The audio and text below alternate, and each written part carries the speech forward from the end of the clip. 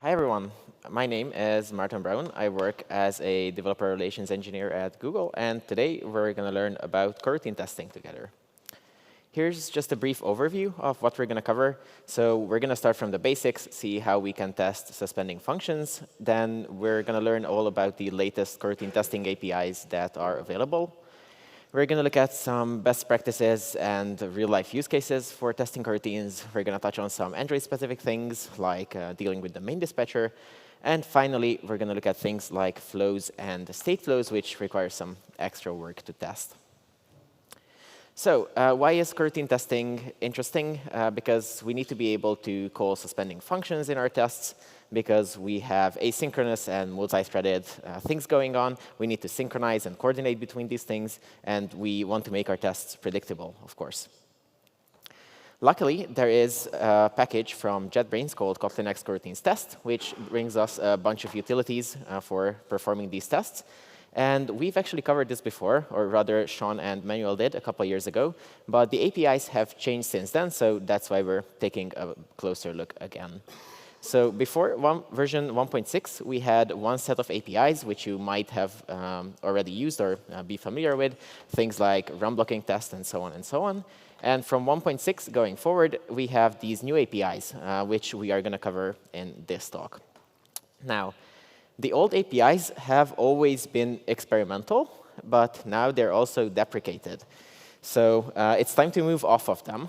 Of course, the new APIs we have are also experimental, but you should still migrate to them because the old ones are going to be removed in a couple of versions from now.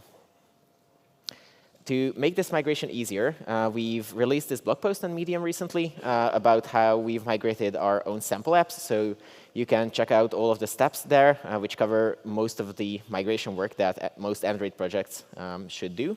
And you'll find links to all of these samples and the PRs that we use to move from one API to the other, as well as a link to JetBrains' full migration guide, which covers all of the intricate details of the API if you were using really advanced things from the old version.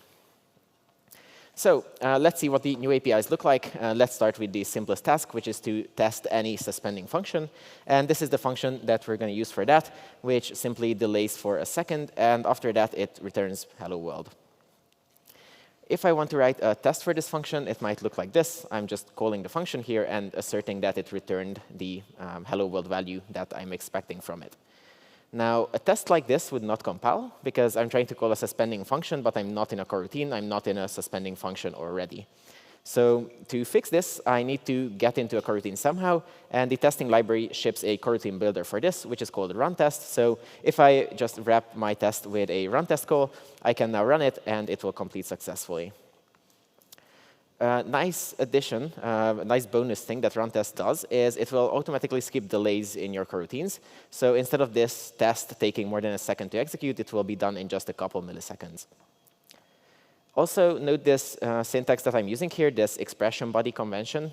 This is required if you were testing coroutines on the JavaScript target of Kotlin, but it's also just a nice habit to get into in general so that your tests have this consistent look to them. OK, so testing simple suspending functions is really just wrapping things with run test, and that's it. But there are a few things that can complicate your code when it comes to coroutines. For example, let's say that the code that you're testing is switching dispatchers internally.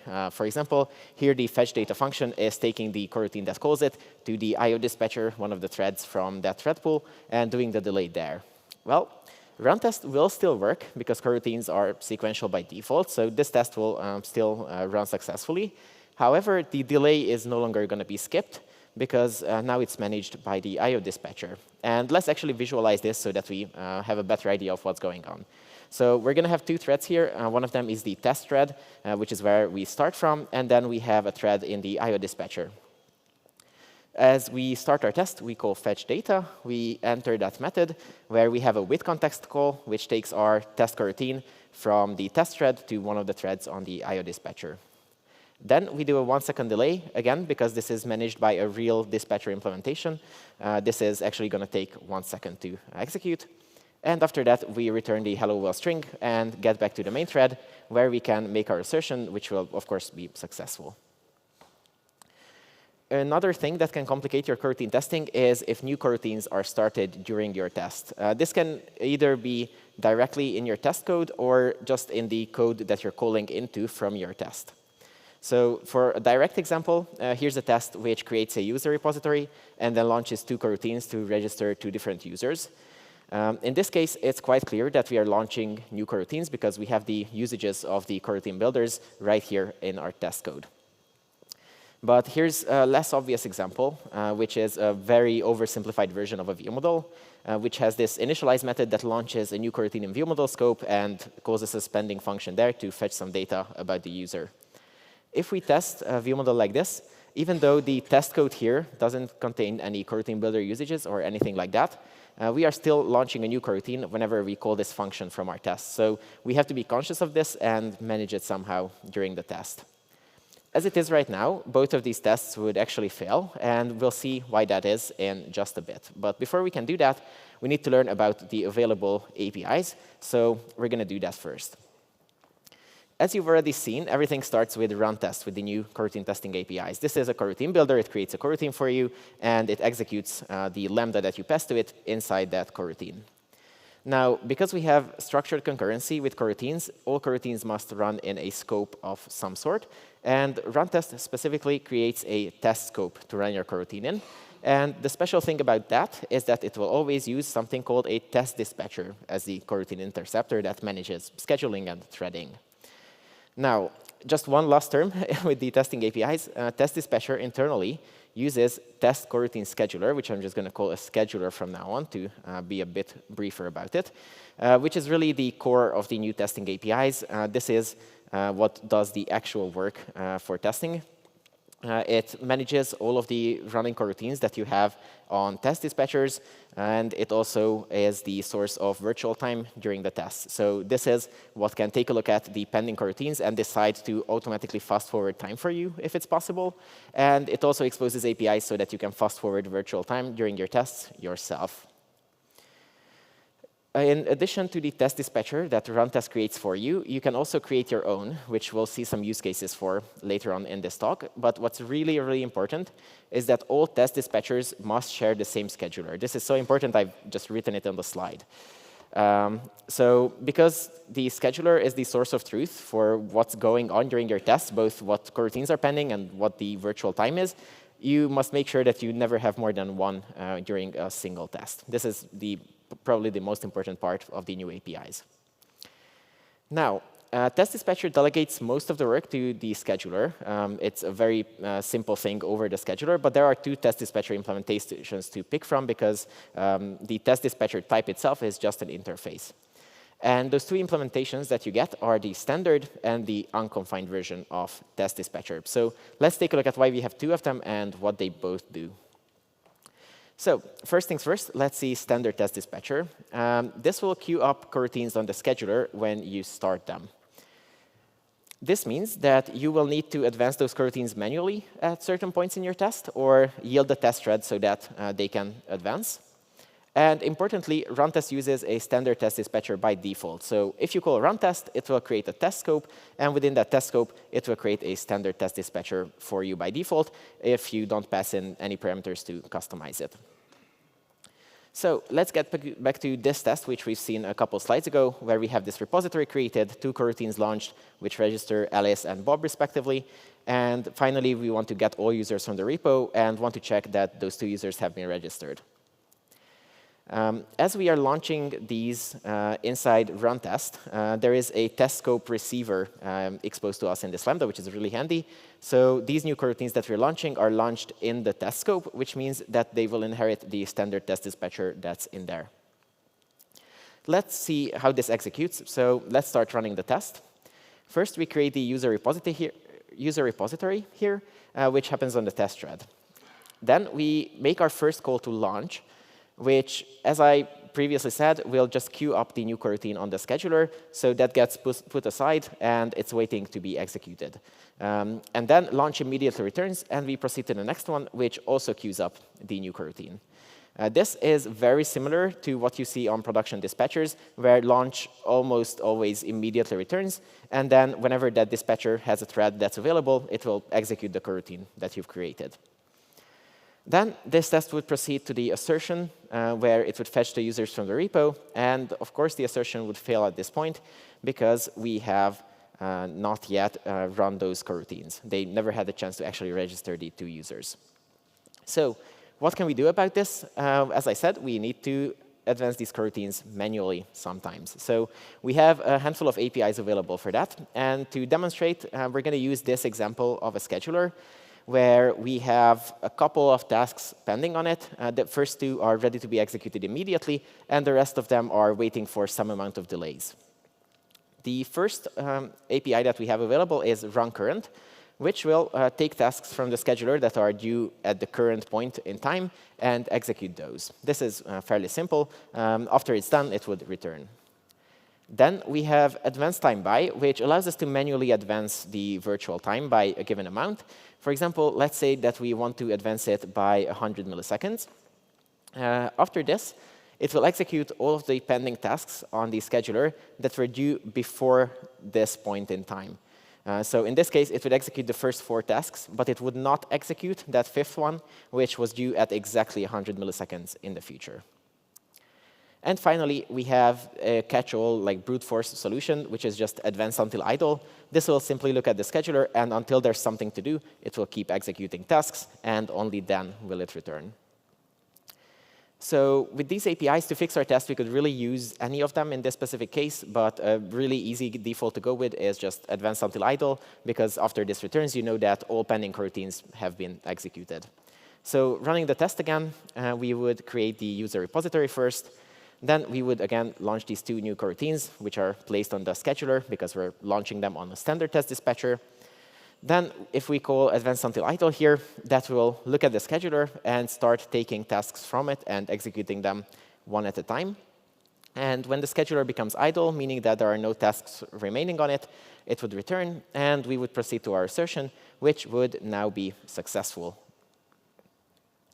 OK, let's see what unconfined test dispatcher does differently. So the difference is in scheduling. Instead of queuing up things on the scheduler, unconfined test dispatcher will enter new coroutines eagerly, which is similar to the behavior that you've seen with run blocking test if you've used the old APIs. While this can be a good choice for simple tests, it can make your test code a little bit simpler. It's generally not a good practice to use this because it doesn't emulate real concurrency well. It doesn't generally behave like a production dispatcher would. So if you care about the concurrency aspect of your test, you should avoid using this dispatcher. For the same test, if we wanted to use the unconfined test dispatcher, we could do that by creating an instance like this and passing it into run test. This overrides the standard test dispatcher that it uses by default. And of course, because we are launching on the test scope, these 2 new coroutines would now also inherit the unconfined test dispatcher.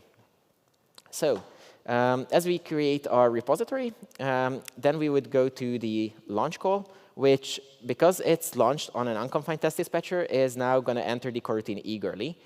This means that the register calls happen immediately, and then only then does launch return. The same happens in the second coroutine. We enter it eagerly. We register Bob in this case, and only then does launch return. And finally, we move on to our assertion, which is successful because we've done our various operations in the correct order. A quick summary of test dispatchers here. So standard queues up coroutines by default. Unconfined enters them eagerly. And you should stick to standard most of the time and use unconfined only in certain cases.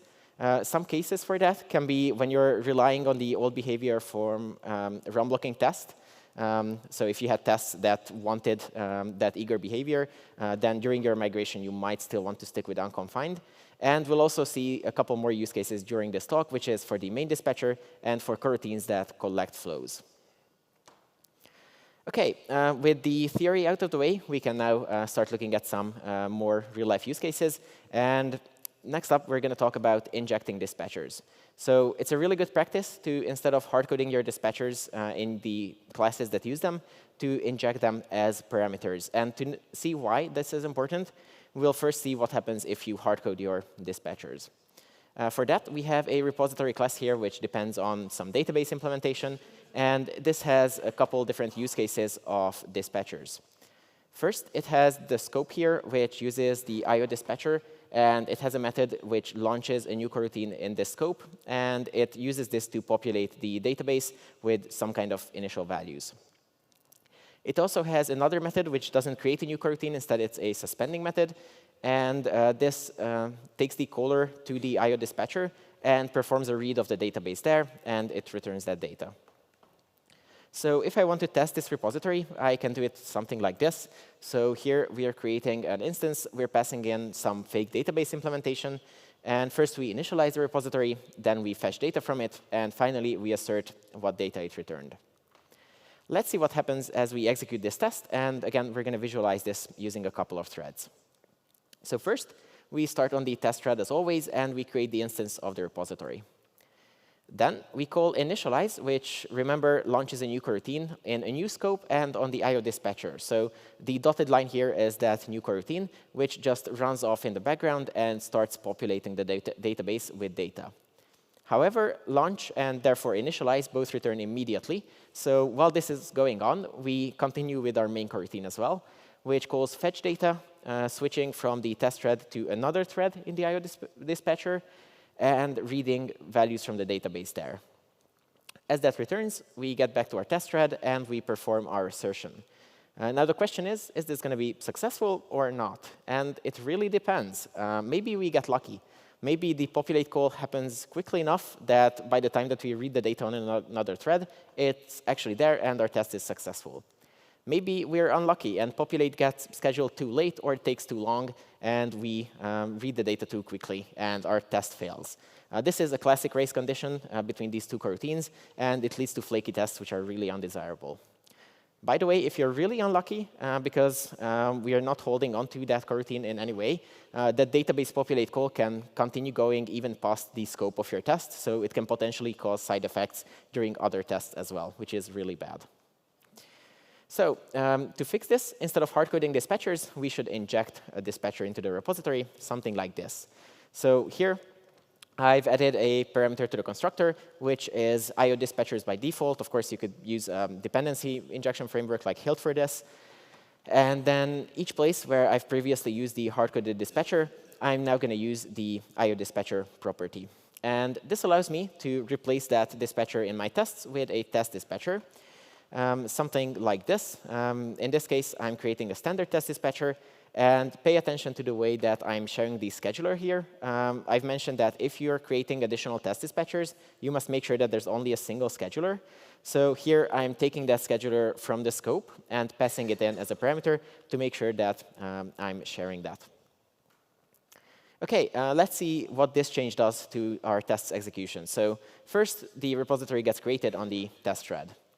Then we call initialize, which launches a new coroutine, but now this is launching on a standard test dispatcher, which means that it goes on the scheduler. Next, I've added this advanced until idle call here, expecting to need this. So this would look at the scheduler and run the populate call, and only return when that populate call is completed. And then we would go on to fetch data, which used to go out to a background thread, but now it just stays on the test thread as well, because again, that's a standard test dispatcher that it's switching to now. And finally, we perform our assertion, and this time we did everything in the correct order, so it's definitely going to be successful. Now, I want to call out this API solution here. So the repository has this initialize method, which launches a new coroutine in a new scope and on a background thread. And it doesn't give the caller any way of knowing when this work has completed, when the database was initialized. But it's only safe to call other methods of the repository, like fetch data, after this work is done. So this API designed for a class is something that you should really avoid. In tests, you can kind of work around it. You can inject a test dispatcher and then just advance until idle. But this is not something that you could wait for in production code. So in production code, you would always be guessing whether the repository is done initializing or not, whether it's safe to call into or not. So what are better solutions for this problem? Well, if this needs to be asynchronous, you can use async, return a deferred object. And then you could await its completion, both in test code and in production code. Or you might realize that this initialize method doesn't need to create its own coroutine. Maybe it can just be a simple suspending function, and then you can manage how that's called externally.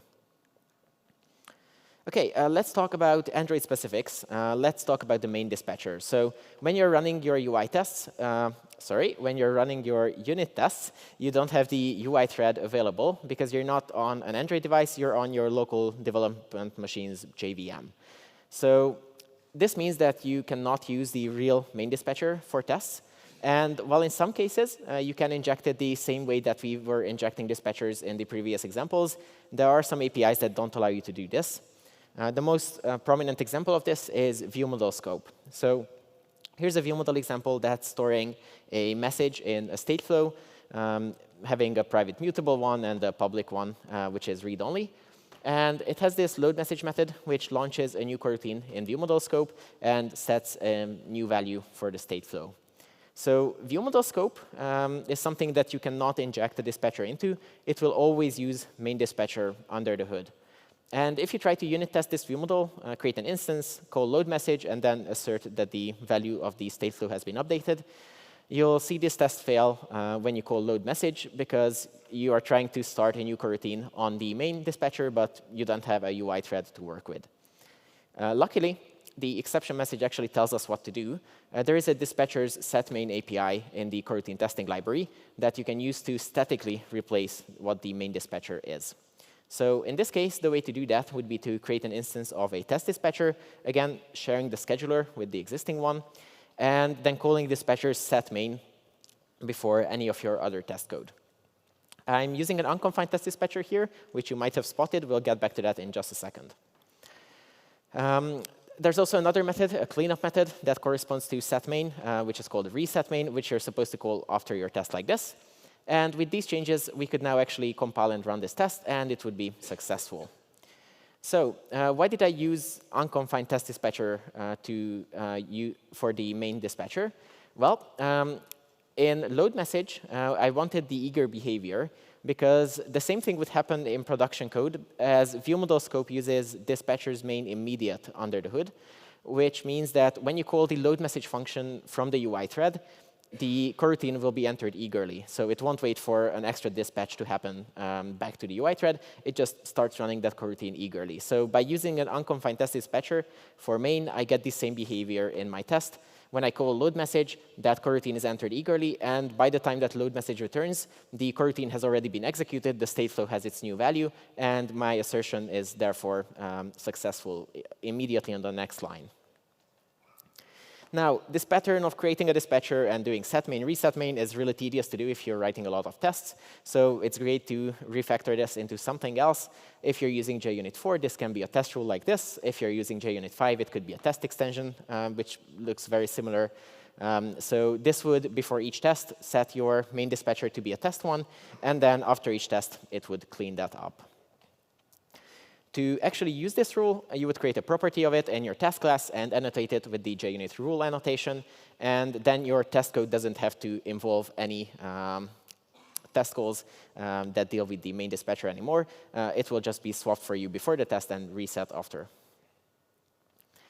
What's interesting here is that we have two test dispatchers when we're doing this. So inside main dispatcher rule, I'm creating an unconfined test dispatcher and setting it as main. And run test will also create its own standard test dispatcher, as we've learned earlier. So it looks like I'm breaking the rule here of sharing schedulers because I'm not passing any values between these two places. However, setting main has a really cool benefit, which is that if you replace the main dispatcher with a test dispatcher implementation, any other test dispatcher that you create after that point in time will look at main first and try to grab the scheduler from there. So if you've replaced main, you don't have to do scheduler sharing manually anymore. After that point, any test dispatcher that you create will automatically grab the scheduler from there, and you'll have the single source of truth sorted out for you. This also means that you can freely create test dispatchers within your test like this. Again, creating these will both look at main first and try to grab a scheduler from there. OK, to wrap things up, let's talk about flows. So flows are asynchronous streams of data powered by coroutines. So testing them requires some coroutine testing APIs as well. We're going to use this simple example to start with, which is a data source interface that exposes a flow of ints and a repository that relies on this data source. And it performs a super simple transformation, which is just multiplying each value by 10 here. Of course, in real code, this would probably be multiple data sources in the repository. You would be combining them and doing all kinds of transformations, but the idea is very much the same. This is what our test setup is going to look like. So we're going to create a fake implementation of that data source, which we can use to feed predetermined values into the repository. And then in our test, we're going to collect the values from the repository and assert that the transformations happened correctly. For this, we need that fake data source implementation, and we can start with a very simple one at first. So I'm going to create this cold fake data source, which uses a cold flow that always emits 1, 2, 3, and 4 each time that someone collects it. So if I create an instance of this data source, pass it into the repository in a test, I can then use terminal operators on flows to grab values from the repository. So for example, if I wanted to assert on just the first value, I could grab the flow from the repository and call first on it. That gives me a regular int, and I can assert on that. If I wanted to assert on all of the values, I could call toList on the flow of the repository. And that would give me a list of values, and I could assert on any of them or on things like the size of the list. If I don't need all of the values, just some of them, I can also use various flow operators during the test. For example, I could take just the first 2 values of the flow, collect those into a list, and then make assertions on the list that I got this way. And this last option also works if your flow is not finite. So calling toList will only return if the flow ends at some point. But if you have an infinite flow, then doing something like taking the first n elements is really useful in a test. Now, let's take a look at a more exciting way to create a fake data source, which is going to be a hot data source. This is going to be hot because I'm using a hot flow to back it, which is going to be this mutable shared flow that's created in the fake. And whenever the repository wants the flow, I return the instance of this mutable shared flow. I also have a method on the data source, which allows me to manually emit values from the data source during my test. So instead of having those hard-coded 1, 2, 3, 4 values that are immediately emitted from the data source when the repository starts collecting from it, I can, at any point in the test, just emit a new value from the data source and see how everything in the test reacts to that. For this, I will want to continuously collect from the repository. So I'm going to create the data source. I'm going to create a repository. Then I will have a mutable list here, which is going to be the values that I've collected from the repository so far. And I'll create a new coroutine, which I'm going to use to collect from the repository. And as it's producing values, I will put each of those values into the list that I created above. Now, I'm using unconfined test dispatcher again here. I'm not passing in a scheduler because I'm assuming that main has been replaced. And unconfined test dispatcher is useful for 2 reasons here. One of them is that it will enter this new coroutine eagerly, which means that by the time that launch returns, the collect call is already suspended and waiting to get its first value. And it also means that whenever a value is produced from that flow, that will be processed immediately, so it doesn't wait for an extra dispatch to happen. I can also simplify this. Instead of doing collect and writing values into the list, I can just call toList, which does the same thing internally and places values into the target list. With this setup, with my test collecting from the repository and the repository collecting from the repository pulling data from the data source, I can now start emitting values from my fake data source. For example, I can emit the value 1. That will go through the repository, get transformed, land in my test, and I can assert that it did the correct transformation. So I would see that I now have the value 10 in my list. What's really important here is that this coroutine would normally never complete because I'm collecting a flow that never completes. So in order to make sure that my test can actually end, I have to grab the job of the new coroutine that I've started to collect the flow and then cancel it manually at the end of the test. But with this setup, I can now write really dynamic test code, so I can keep emitting values from the data source. I can keep checking how many values I've collected from the repository, and over again like that. Now, to make this a bit nicer, there's a great third-party library called Turbine from Cash App, which essentially creates this collecting coroutine for you, so you don't need to store this job and then cancel it manually at the end of your test. And it also gives you some other useful utilities. So you might want to check this out to make coroutine testing a bit nicer, or flow testing specifically. And then finally, let's talk about state flows, which are a really interesting thing because they are a flow, but they are not just a flow. Stealing an analogy from Manuel Vivo here, he said that state flows are kind of like light in quantum physics, which sounds very scary. But what he meant is that light can be both treated as a particle and a wave, depending on how you look at it. And state flow kind of does the same thing. So it's both a state holder and a flow of values. And you can decide how you want to treat it. So it always has a current value. It's holding onto some state. But you can also collect it as a flow, and it will emit the values that are being set into it over time. So let's take a look at some example code for testing state flows. We're going to move one layer up in the architecture, and now we're going to have a repository interface producing a flow of ints, and we're going to have a view model that depends on that repository. Inside that view model is the state flow, which is the focus of our tests. So this is just a mutable state flow, which is 0 by default. And we're going to have a method in the view model, which launches a new coroutine in view model scope, takes the flow from the repository that it depends on, and collects it. And as values are coming out of the repository, it will take each of those values and write it into the state flow. This is what our setup will look like. So we'll now create a fake repository implementation. Then we'll have the view model, which is consuming that, again, updating the values of its state flow as values are coming in from the repository. And finally, in our test, we're going to be looking at the value changes of the view model. We're going to go with the more interesting fake implementation immediately here. So we're going to have this hot fake repository, which is essentially the same fake implementation that we were doing for the data source earlier, which has a mutable shared flow on it and allows us to manually emit values at any point during the test. For this test, because we are using a view model and we're using view model scope on it, we of course have to use main dispatcher rule, or well, we have to replace main dispatcher somehow, and I'm going to use the rule that we created earlier. But I'm also going to hide this from the slide so that we have more space to work with. With that, we can create our repository. We can pass it into the view model. And from here, we could immediately assert the initial value of the state flow, which is really useful sometimes. That's something that you probably want to test for. And after this, I'm going to call view model initialize, which, remember, kicks off this new coroutine that starts collecting from the repository and updating the values of the state flow. And from here, I can start driving my test. So I can emit values from the repository. And after that, I can assert that the view model has collected that and placed it into the state flow. And I can keep doing this over and over again. So I can emit some more values from the repository, and then again assert that the view model has got the latest value and set it into the state flow.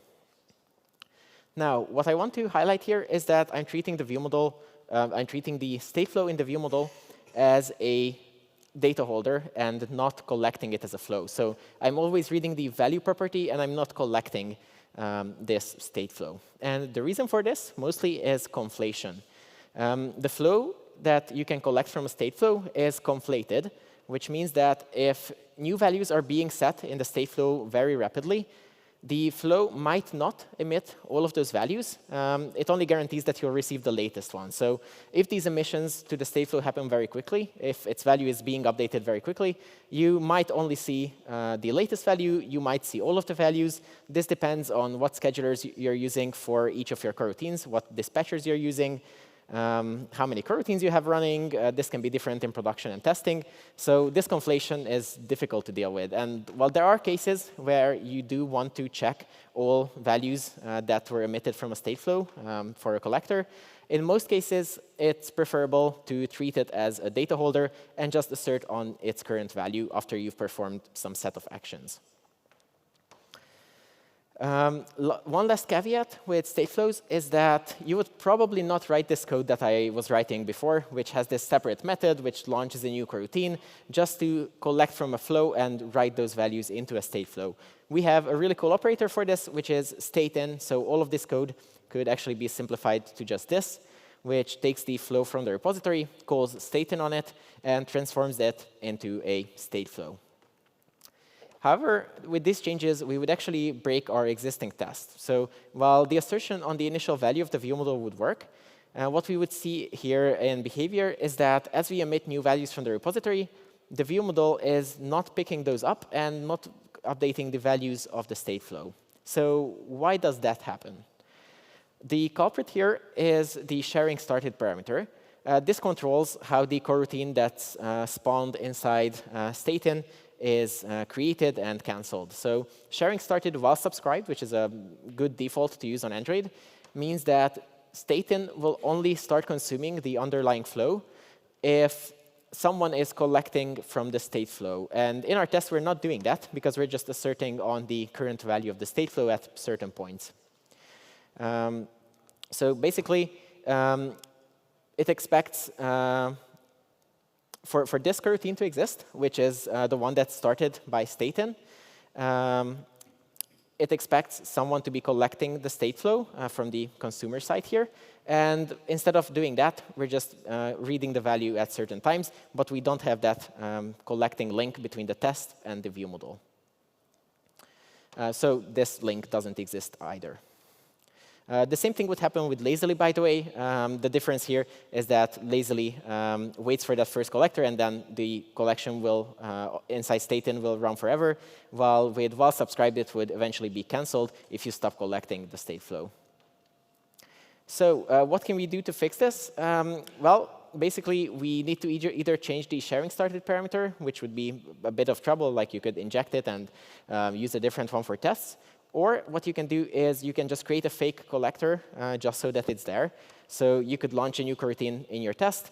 You could have that do an empty collect call on the state flow just so that a collector exists and that statein becomes active. And then at the end of your test, again, remember to cancel that collector because it would not return otherwise. And that's actually everything I wanted to cover. So let's do a quick summary of the basics. You have run tests to use for testing coroutines. It's a really, really good idea to inject dispatchers into your classes, which makes them a lot more testable. You can create test dispatchers as needed to pass them into various classes, but make sure that you always have just a single scheduler, super important. And finally, consider replacing the main dispatcher in your unit tests. This is required at some points, but it also simplifies scheduler sharing by a lot, so you might want to do it just for that. And here are some resources to learn more. So we have brand new guides for a brand new guide for coroutine testing, and we have a newly upgraded guide for flow testing, which you can find on developerandroid.com through those links. And we have the Medium article about migrating from the old APIs to the new. And there's also a link to Turbine here. That's everything I wanted to cover. Thanks for coming to the talk. If you have any questions, find me after. You can also come to office hours, which you can check the schedule for at the Google booth. And yeah, that's it. Thank you.